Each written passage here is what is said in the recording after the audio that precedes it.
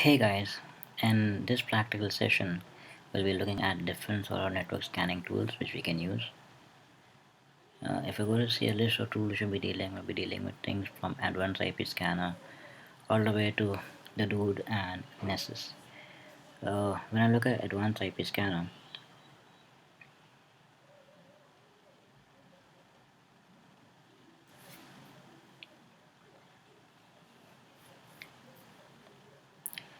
advanced IP scanner allows me to specify uh, a range which I can scan. You see over here. So when I start the software, automatically picks up what is my current uh, network range my machines are using. So let's see, I will make this by 15, and when I click on scan, I'll just hide the MAC address. So when I click on scan, it starts scanning the network which I'm currently on, and it'll start showing up machines which are currently alive or using a specific IP address over there. So it'll show you it'll show you different information, like it'll show you the status of the machine, it'll show you what is the name of the machine, it'll also specify what is the manufacturer of that specific device over there. So for example, if I expand the dot one is my wireless D-Link router. Similarly, dot 6 is my HP printer, my HP 4510. If I go down below and expand EH victim, EH victim is my victim machine, which is having a folder called as images shared upon it. So if I right click on a machine, it gives me different options over there. It gives me option for maybe performing a telnet, for doing a file transfer, for viewing some sort of basic information upon it. Let's see if I go on a D-Link, and if I right click and let's see if it does a telnet one. You need to have the menu. Alright, no issue. So I can see that 1 2 3 6 7 9 10 12 13, these machines are currently existing on my network over there, where IP dot 4 dot 5 and dot 8 is either not available or it has some sort of firewall on it which is blocking information.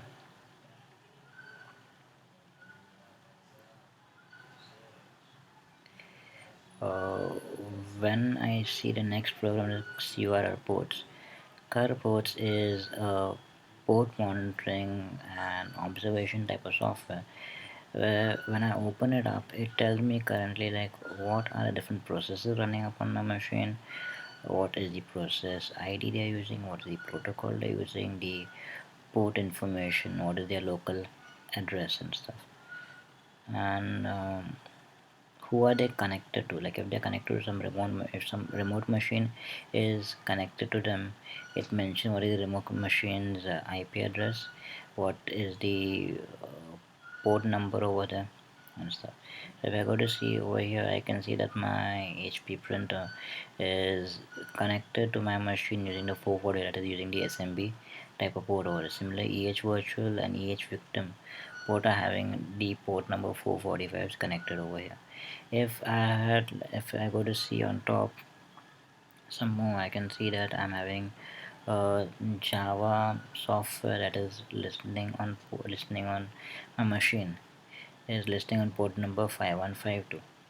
Similarly, if maybe this was a web server where I was using something like Apache, I would be able to see the users who are browsing my web server connected to my website using Apache.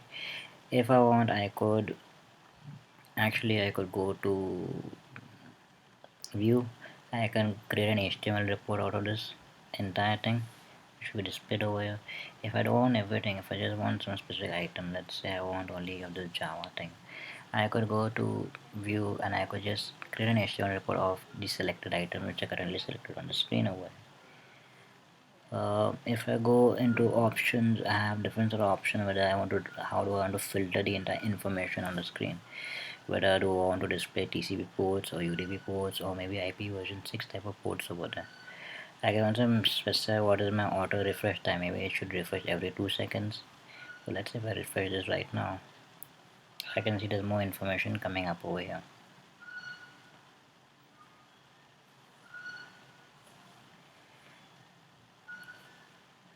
I can even specify that they should display some port number in the address, so when I look at the local address it will append the port number at the side of it. Tick mark resolve IP address, or whatever IP address is associated with it starts showing up the respective host names over there as well.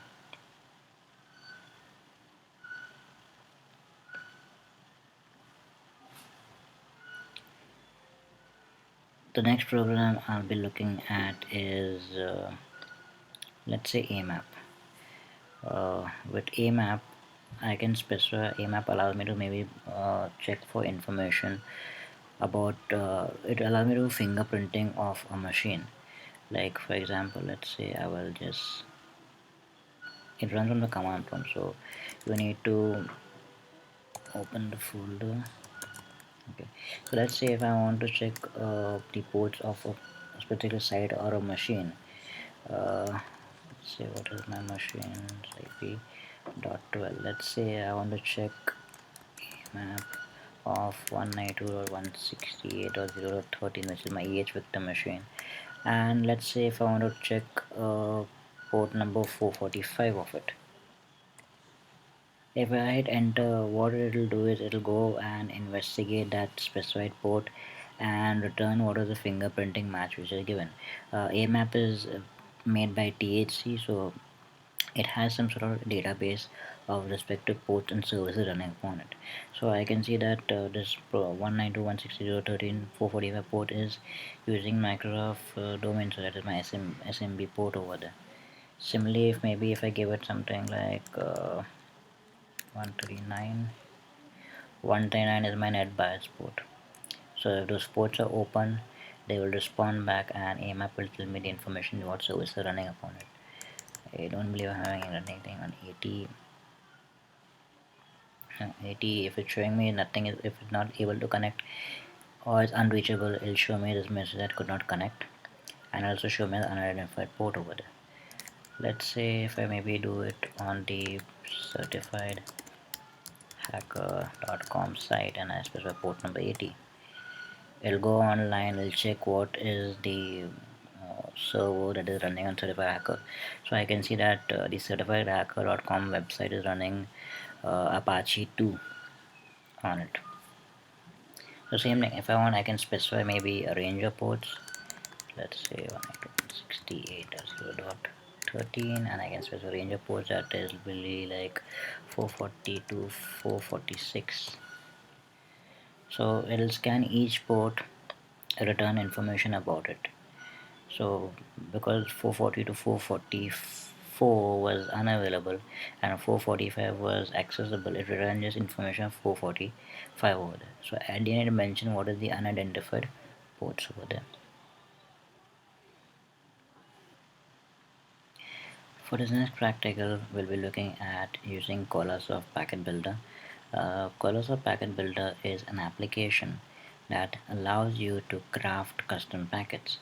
So if I open Coloursoft Packet Builder, it gives me option to add packets. So let's say if I click on add packet, it gives me a list of different packets used. So I can create an ARP packet, and an ARP packet will be generated for me, where I could just set information here and I could just send it off. Now if I want to send a packet, I need to make sure the packet is selected over here, and I click on the send option over here. When I click on the send option, I can, if I'm having multiple packets, I can send them multiple packets with no delay between each of them. Currently I'm just having one packet, so I just click on start, and this packet will be get sent across the network. Similarly, if I want to craft my own packet for the network, I could craft a TCP packet, and I could set information about it. Like I could set information such as let's say I'll specify the source IP address, I'll specify the destination IP address. I could even specify what is the source port,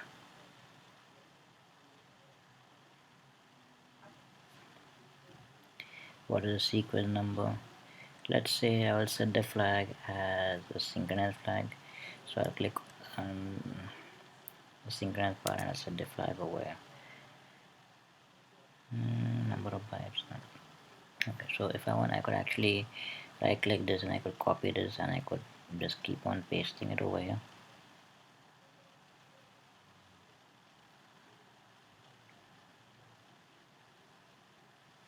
Let's see, can I ping that machine?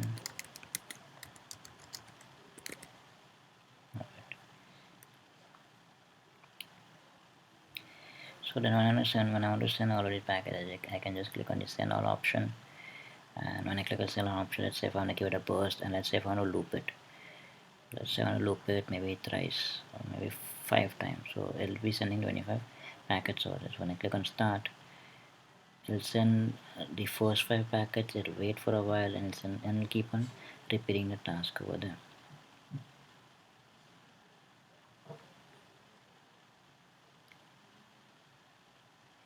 The next part of the practical is doing HTTP tunneling. So when I'm performing HTTP tunneling, let's say for example you are at work and your work office has blocked certain ports. Maybe they have blocked the FTP port, and maybe you want to connect to an FTP server online, and you need to have some sort of way to do it. Now with HTTP tunneling, you need to have a client software and a server software. The server software is normally situated in a place that is having its internet fully open, which is not blocked, and the client software will be running on your machine or the machine which is in the place which is having the services blocked. So what actually happens is, for example, if you're communicating via the HTTP tunnel, maybe you're trying to browse an FTP site, that FTP data is encapsulated into an HTTP stream. It is sent via port number 80 towards your HTTP server, and that server then forwards that same it removes the FTP data from it, and it forwards the FTP data to the FTP server, where the FTP server will send back a reply to your HTTP tunneling server. The HTTP tunneling server will take that reply, it'll package it back into an HTTP stream, send it to your client machine, and your client machine then opens it up and you're able to browse the FTP services. Now in this practical we'll be using a program called as HTTP port and HTTP host. uh, so on this machine I'll be having the port software running, and on this machine I'll be having the host software running. So when I run the HTTP host software, I need to do different configurations. Like for example, this host will be bound to all of the interfaces running on this machine, and we're listening for incoming traffic on port number 80. One thing is to note, I need to specify personal password over here. I need to specify personal password. I need to make sure that revalidate DNS names and log connection is tick marked, and I need to then click on apply. The moment I click on apply, I can see that it is showing me a listing message over here. Alright, next part is on the HTTP port, which is the software I'll be running on my client side. I need to specify what is the host name of what is the IP address of my HTTP tunneling server where my HTTP host is running. Let's say it is running on 12. So I mention what is the IP address over here. I mention what is the port number over here. Second thing to make sure, you have to make sure that the bypass mode is changed to remote host. Similarly, you need to mention the same IP address down below, and whatever password you specified during the HTTP host creation, the same password needs to be specified over here. If this thing is grayed out or unclickable, you need to just click on start once, stop it, and then it will be clickable again. The next thing to be done is you need to go into port mapping and you need to define a port mapping. So you will click on add. When you click on add, local port mentions is if any traffic that is sent to this specific port on this machine will be forwarded to your HTTP tunneling server. So let's say if any traffic sent to my port number 21 should be sent to an FTP site. Let's say I will take an ftp.freenet.t, and this is running on port number 21. Alright, so I've defined my local mapping that if I'm sending any data to my local host port number 21, it'll be automatically forwarded via the HTTP tunnel to my HTTP tunneling server that is running HTTP host, and that will do the communication further on. So let's say if I click on start, the port is running. So let's say if I do an FTP and I do a local host, let's say FTP and 127.0.0.1. Alright, so the moment I specify an FTP and I give my localhost address over there, I can see that it is connecting to my localhost machine, and it is then sending the data via the HTTP tunnel, where the HTTP tunnel is returning back the header that is saying that I have connected to ftp.freenet.da. If I go into my port, if I go into HTTP port, I can see the LEDs have been blinking, the LEDs have been lit up. So if I know the username, I can specify the username over here. If I know the password, I can specify the password over here. Let's say if I try to log in anonymously, if it takes it, it's connected to freenet, password required, login complete. So I've got an anonymous login onto this specific server by just specifying the -a switch. Similarly, if you're trying to bypass some sort of port, maybe your Skype port, or maybe if you're trying to access some site, maybe some server that has been blocked, you can just map a local port over here, map the remote host's address and the remote port over here, and you'll get access to that service over there.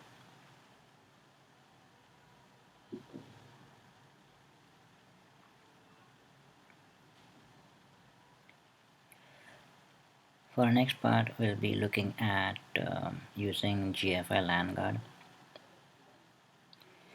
Now, GFI LAN guard is a software that allows me to do vulnerability assessment. It'll tell me what is the current status of my machine, whether my machines are patched or unpatched. It'll also give me information like what is the password policy like on this specific machine. Is it having a minimum password length or a maximum password length and stuff. So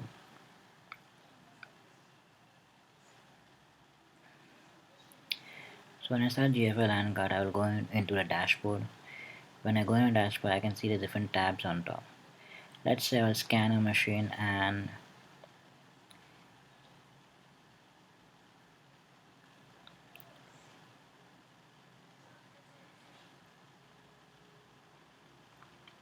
let's say I will scan my own localhost machine. If you want, you can give target IP address over here. I'll do a scan of my localhost machine, and I will do it a full scan. So when I click on scan, it'll start performing an audit on top of my machine. If I go and see down below, it is doing different tasks. It's doing a ping, it's doing a net bias, checking net bias replies, it's doing a computer discovery over there. If I expand this, I can see different sort of audit type of reports over there. If you see on top, it is performing different audit operation. Like this number of audit operation will keep on increasing over there. And as you see in time, this entire scan results overview will start filling up.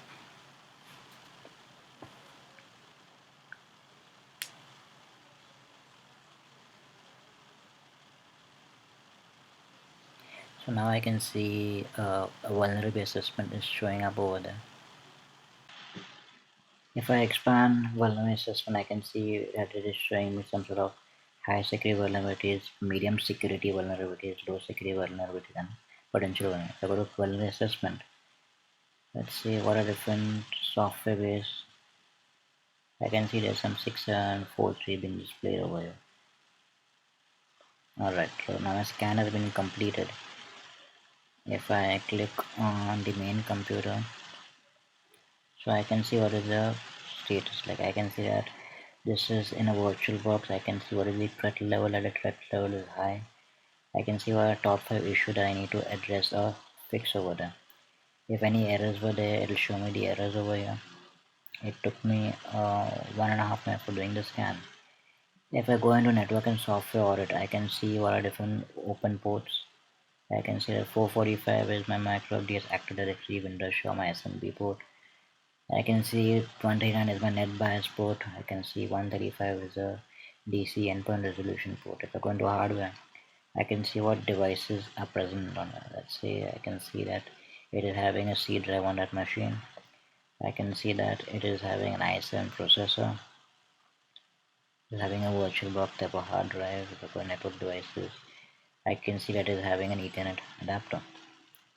Similarly, if I expand software, I can see what are different applications installed on this machine. If any application has performed patch management, that also is visible over here. If I go into system information, I can see the shares of the machine. I can see that there is an IPC dollar share.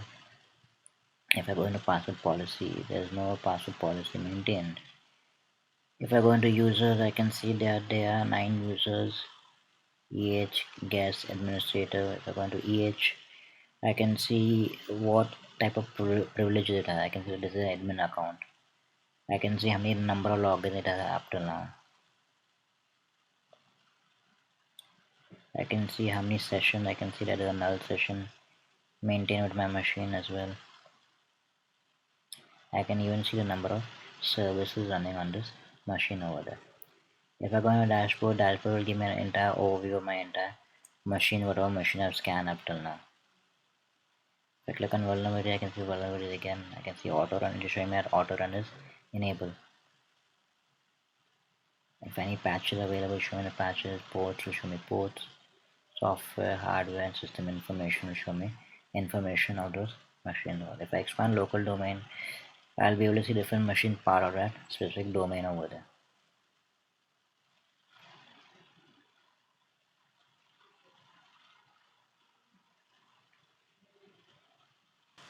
The next program we'll be looking at is using Land Surveyor. Now, Land Surveyor is an application that allows us to perform network-based mapping.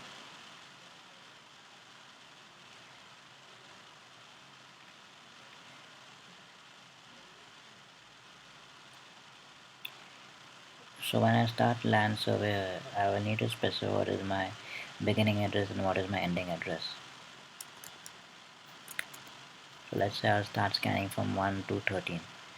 um, it will also allow me to do network and do router switches and other type of device discovery which are using SNMP. So if I'm using SNMP1, I can specify the community string to use. If I'm using SNMP version 2C, I can specify the SNMP community string to use over here. When I click, I can even specify the mapping speed. Should it be slower, should it be faster?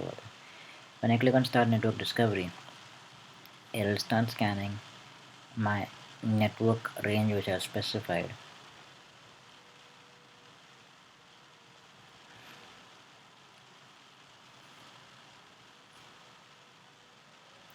And it'll slowly start showing up machines which are part of my network. If you go and see over here, I'm having 1, 2, 3, 4, 5, 6, 7, 8 machines currently active on my network.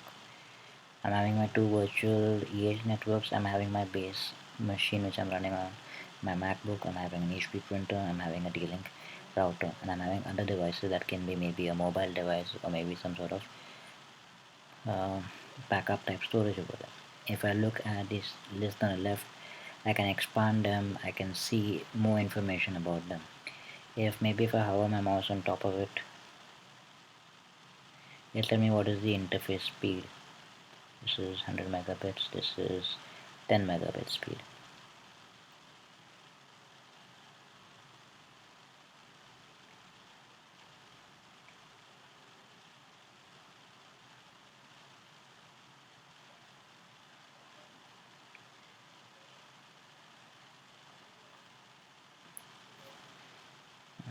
Yes. can save it as a map. Let's say if I go to file and I can save it as a visual document. I can go and save as, and let's say what are the options are there. Edit, schedule events. I can try shutting down a device. I can send a file to it. I can even send a message. If I want, I can perform monitoring. I can create a report as well of the entire devices.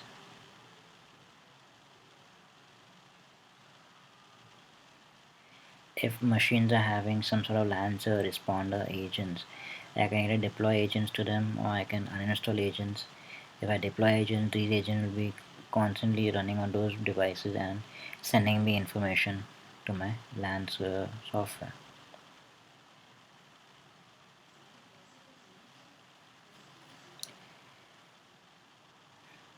Next software we're looking at Megaping. Megaping is a port scan. I could say it's a port scanner. It's a all-in-one type of scanner over there, where I can scan for ports, I can scan for shares, I can do even some sort of security scan upon it. So let's say I will scan my machine. Let's say I'll scan for all the uh, 12. I will scan authorized ports on my machine which is having .ip.12, and when I click on start, it'll start scanning this machine and it'll start showing up the different ports which are running or open on this machine. It also mentions what is the risk posed by that port. Like I can see that 135 and 445 is having a low risk, whereas 139, which is my net bias port, is having an elevated type of risk over there.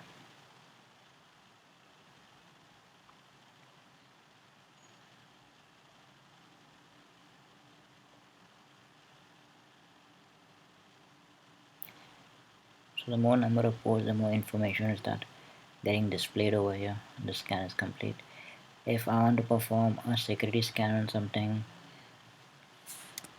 I'll click on security scanner, I'll go and type the IP address and I'll click on start. So the moment I click on start, it'll start performing the scan, it'll start retrieving information, whatever information that it can retrieve and show me over there. So if I want, it'll show me what is net bias names of it. I can see what is the adapter address, I can see what domain it is part of. If I have access to something, I can see information about those type of devices over there. Like it's also looking at different TCP and UDP ports over there. If I don't want to scan just the host, I can specify the entire range, I can specify domain to scan. And let's say it has found 3 open TCP ports and it has found 6 UDP ports. I can even perform a share based scan, which will tell me what type of shared folders are available on that machine. So there are no shared folders available on this machine over here. Similarly, I can do a net bias scan. Let's say for the sake of it, I'll scan 0.12 to 0.13 and I click on start. So it'll fetch the different net bias information for me, like what are net bias names. I know that 12 is part of EH lab and 13 is part of MS home over there. I can see what is the adapter address, what is the domain name as well over there. Similarly, I can go into IP scanner and do an IP scan. I can go into ping, I can try to ping this machine. I can see that it is having a TTL of 128 milliseconds. I can find out what is the network time.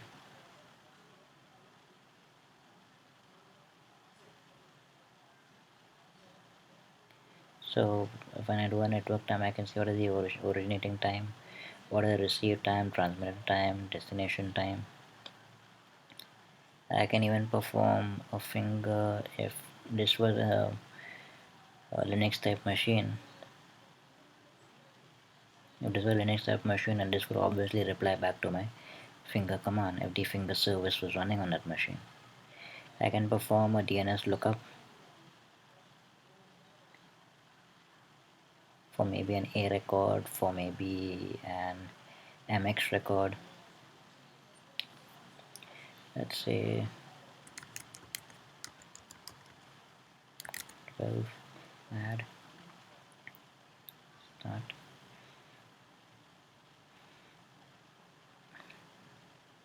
What's the record? So if I give it maybe something like say www.certifiedhacker.com, can add tick mark. Let's see if it scans for this. Alright, so certifiedhacker.com has replied back with what is the A record of it, what is the local time, what is the IP address it is pointing to, that the A record is pointing to this IP address and it is having so and so time to live. I can see what is the NS record, it is NS record is worldnick.com, and I can see the other additional records. Similarly, if I do an MX type of scan for it, I can see maybe what is the mail exchange server which is using. Mail exchanger class query ID. You can see what is the startup authority as well for it.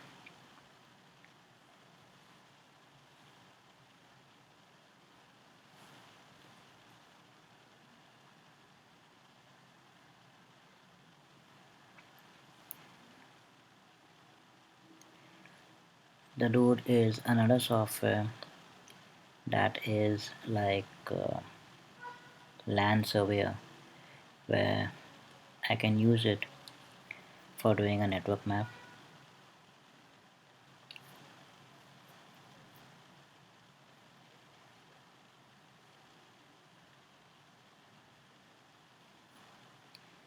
Let's say start it up. I discover.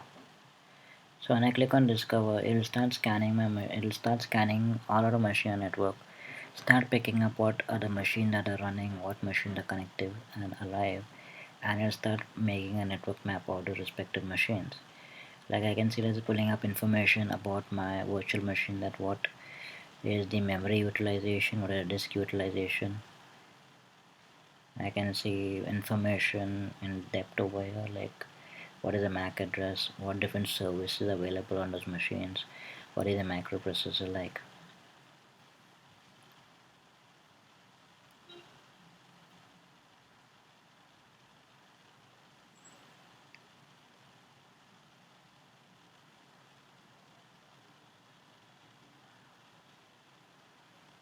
So because I specify the entire subnet of 0.116.192.168.0, it's scanning the entire subnet, and once the entire subnet has been scanned, it'll start pulling up information and start mapping them together.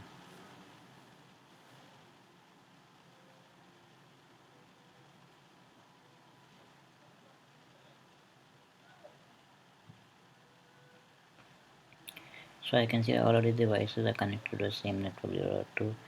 If there's some data being transferred back and forth, I could see some sort of data which is being transferred back and forth within my machine. Like if you see right now, it's showing how many kilobits are being sent, how many kilobits are being received between my EH virtual and my EH victim type of machine over there. If I want to disable cookies of Google on my machine, I can use a software called GZapper, where when I launch GZapper, it'll first search and tell me whether I need sort of tracking cookies are on play on my machine right now. If I do any sort of Google searches, let's say if I do a Google search, figures of speech,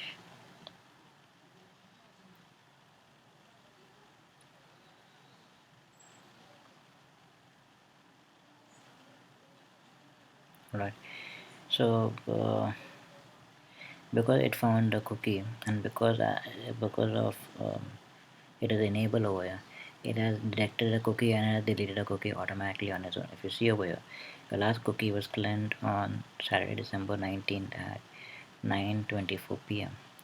If I want to totally block this Google tracking cookies from coming on my machine, I can just click on this block cookie option. And do you want to make manually block? Yes. And I'll mention that it'll now show me a restore option over there. If I click on test Google, it'll open my browser to my Google search engine.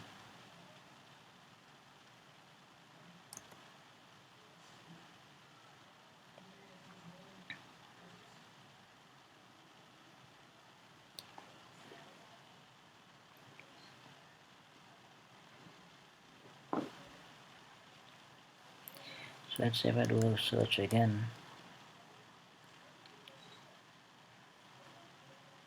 So let's say if I do a search again.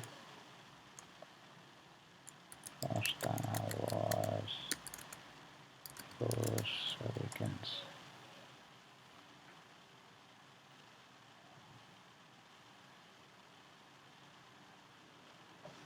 You can see that it is not displaying any type of information about me.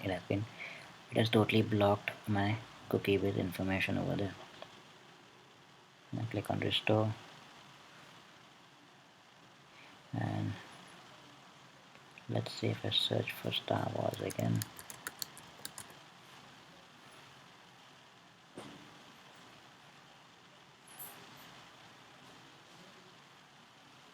You can see that because I had enabled cookies, a cookie was generated, and because I have the enable option tick marked over here, Zapper was able to remove the cookies from it.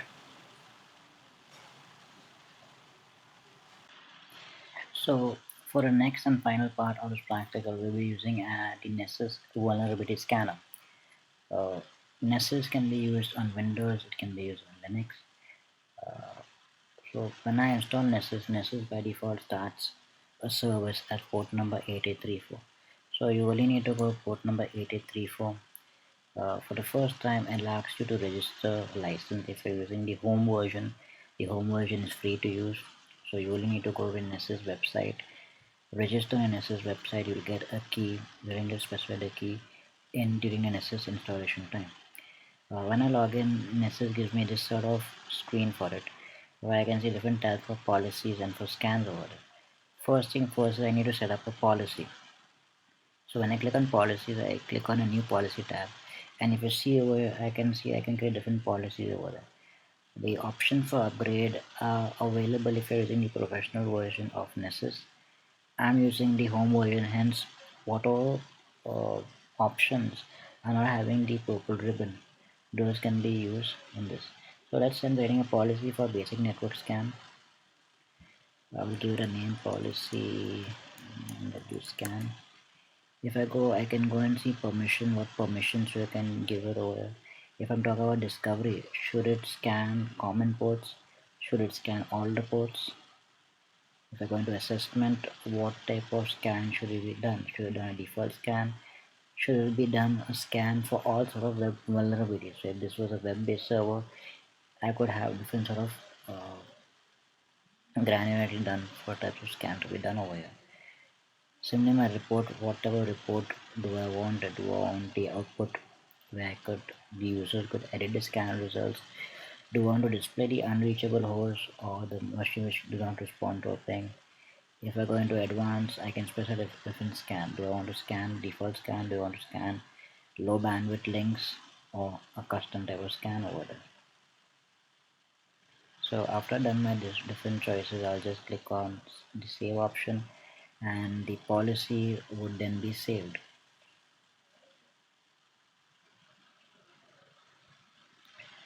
One thing to note is Nessus is a resource intensive web app, so you should at least make sure that the machine which you're running Nessus upon has at least 2 gigs of RAM.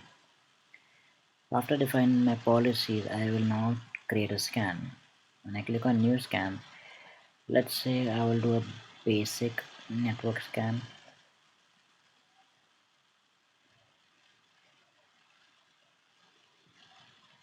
Let's say I'll give it a name. Let's say I'm scanning this machine having this IP address dot 13. So I'll give the name of scan that way. If I'm having folders, I can specify which folder I want to dump the scan in. Description: this is a scan of machine 192.168.0.13. Targets: I can specify targets in the form of a range, or I can specify in terms of a domain, or I can even specify it in a terms of just a single machine IP address. If I go to each option, I can specify what schedule I want to specify. It should show me some sort of notifications. uh, Discovery: what type of discovery port scan it will do, common ports or all scan. So let's say I'll just click on these save options. When I click on save, the scan will be created in my scans list.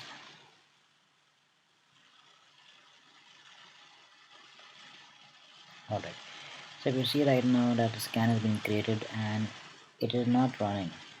So now for me, when I want to run the scan, I only need to click on the launch option over here.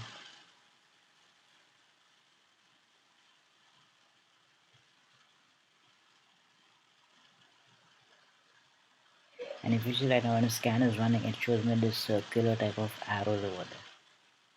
So I'll keep the scan running, and when the scan is done, I'll come back to it.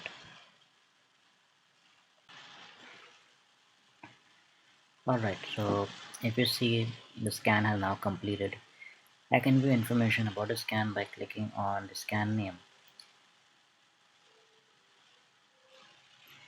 So when I click on the scan name, I can see information about it. I can see the types of vulnerabilities. Like I can see that there is a critical vulnerability, and there's some sort of 48 base information ones. If I scroll down, I can see there's some sort of pie chart where 81% is information, 5% is low, 7% is medium, 5% is high, and 2% of the vulnerabilities are critical. If I want to view information, I can just click on this and it'll show me different information about it. Or let's say I check at the high, what is the critical one. Alright, because I'm using Windows XP on the target machine, we all know that XP service or the support has ended from Microsoft, meaning after April 8, 2014, Microsoft stopped releasing any sort of updates for it. So this is basically the information that NES is telling me about it. I can, if I look at the right hand side, I can see what is the risk factor, what is the score for it. Let's say I go back to my vulnerabilities, and let's say I see this high vulnerability that is showing me my SMB shares. The remote has one or more Windows shares that can be accessed to a network with the given credentials. Depending on the share rights, it may allow an attacker to read-write confidential data. Let's see what is saying on the right hand side. What is the publisher in 2009? I can see this giving me different sort of scoring. I can see what is the score for the threat, that is 7.5. If I want, I can see reference information. Let's say if I click on this, it'll take me to the OSVDB site.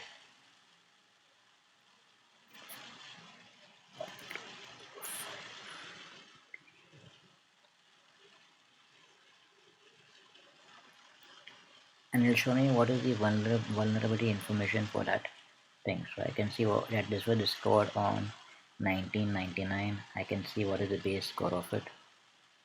Similarly, I can see the different CVE, that is the common vulnerability exploit type of information from the NIST site. So I can see what is the impact, what is the metrics. I can see what is respective solutions or technical details for it.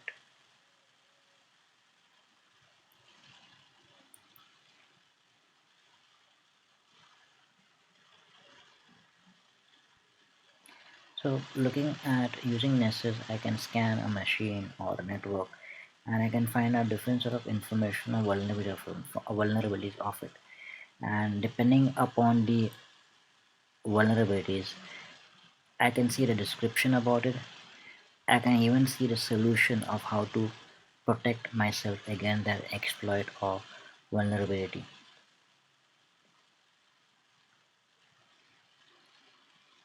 Finally, if I want to delete a scan, I can just select the scan from here and I can move it to my trash.